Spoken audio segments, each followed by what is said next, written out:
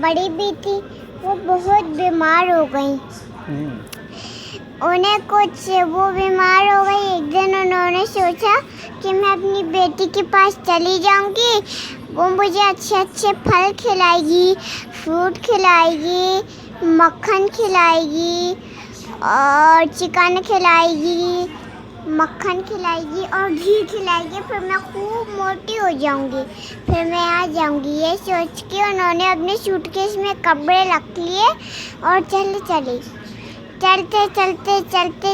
चलते वो जंगल के पास पहुंच गई। जब जंगल के पास पहुंच गई तो इसमें से भेड़िया निकल पड़ा।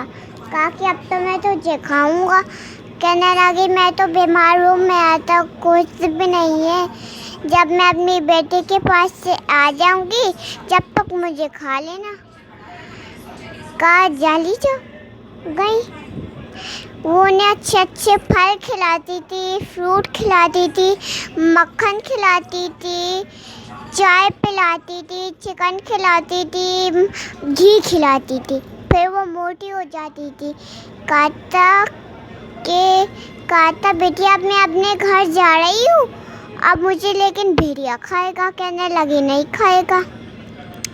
कहा कि मैं बड़ा सा मटका बना के लाती हूँ।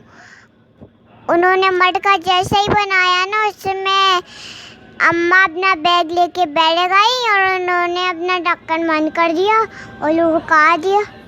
लुढ़कते अब वो भेड़िया इंतज़ार करता क्या कि कब पाएंगी बड़ी भी, हम उन्हें खाएंगे। एक दिन देखा कि मटका लुढ़कता हुआ जा रहा है, इसमें बुढ़िया होगी शायद। बड़े बड़े दरख्त के पेड़ लाया और जैसे ही मटका लुढ़कता हुआ आया वो टक टूट गया और बड़ी भी निकल पाई।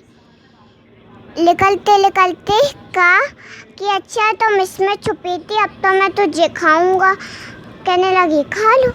उन्होंने अपने आप में चुपके से मिट्टी पकड़ ली और कहा तुम इधर से खाओ। जैसे उसने खाया उन्होंने उनकी आँखों में मिट्टी डाल दी और वो अपनी आँखें मसलने लगा।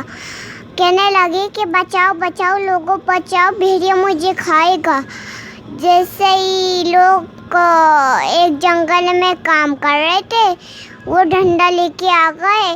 इतना मारा भेड़िया को, इतना मारा कि उससे ना वो मार के फेंक दिया दलिया में और वो मटके को भी।